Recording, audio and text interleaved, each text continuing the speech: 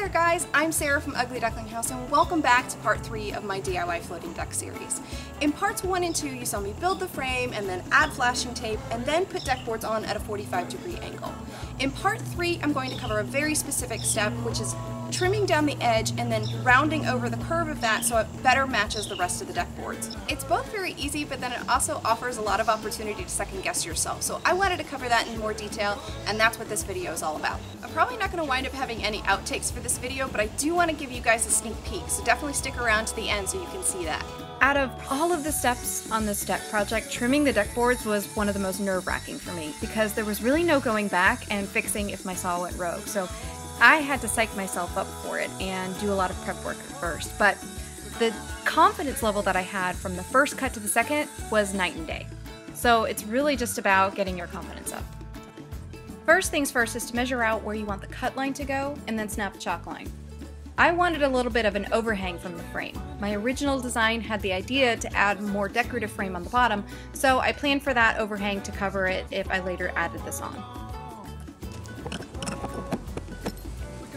Step 2 was to find the straightest board that I had available and use that as my guide.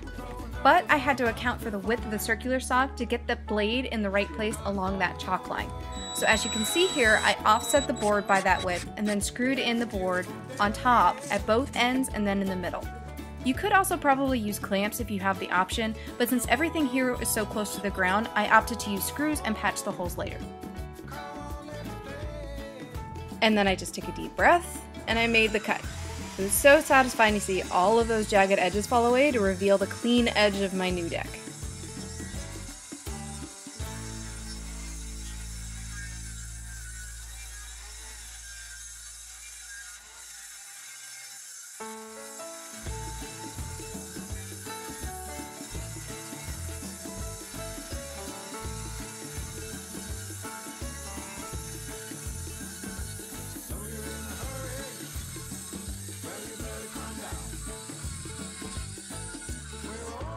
In terms of cuts, I started with the edge that I thought would be easiest, and then I made my way around to the more challenging ones so I could get some experience before making things more complex. One of these cuts was just inconvenient because I've been really proud of my hydrangea garden after struggling for so many years with the yard, and I just didn't want to cut them back. But I had to face the music on this cut and trim back my hydrangeas after all. The good news is that they made for some really beautiful bouquets and photos for my blog.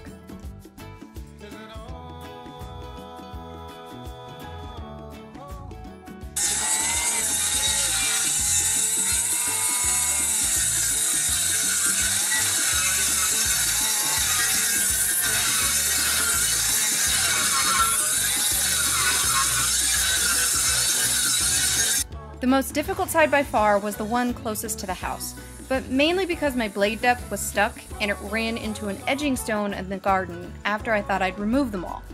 I didn't feel safe continuing until I got the depth adjusted, so I had to wait until the next day to get the last few pieces trimmed off. Finally, I added a small set of steps, which I'll admit I did mainly by winging it, so I may have to revisit that at some point, but it's fine for now.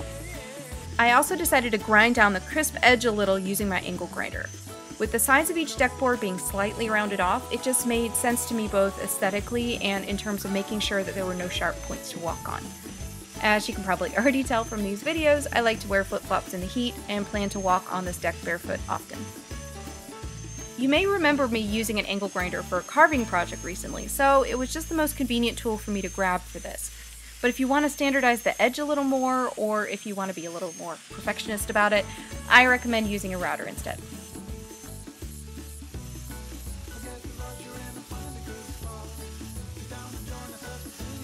And now that the edge is done, I can move on to more things like the deck stain, furniture builds, and decorating.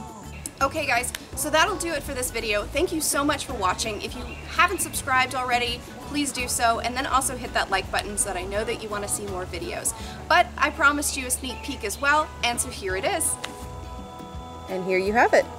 In the next video series, I'm going to be building a shed from the ground up in my backyard, and it's specifically a pub shed, as you can see from this bar right here. So that's a window that's going to open and close, and then of course there's the door, still need to put that on, and we're finishing the roof as we speak.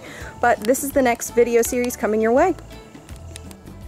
Here's the inside. I have put on 2 coats of white paint with a sprayer that I was trying to test before I do the outside, but I've learned a lot in building this and I'm going to show you all of those details next.